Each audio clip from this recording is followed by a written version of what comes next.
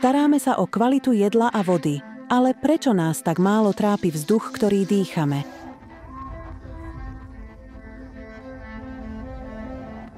Keďže trávime až 90% času vnútri, začnime si to uvedomovať. Znečistenie vnútorného vzduchu je tretím najväčším rizikovým faktorom chorobnosti a úmrtnosti vo svete.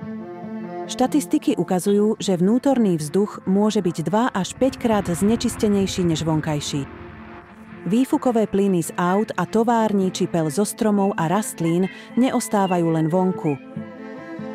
Rovnako ani vírusy či baktérie. Spolu so znečistením v interiéri či bežnými činnosťami ako upratovanie alebo varenie zhoršujú kvalitu vzduchu. Keďže sú to mikroskopické častice, zostávajú neviditeľné a dávajú nám falošný pocit bezpečia doma.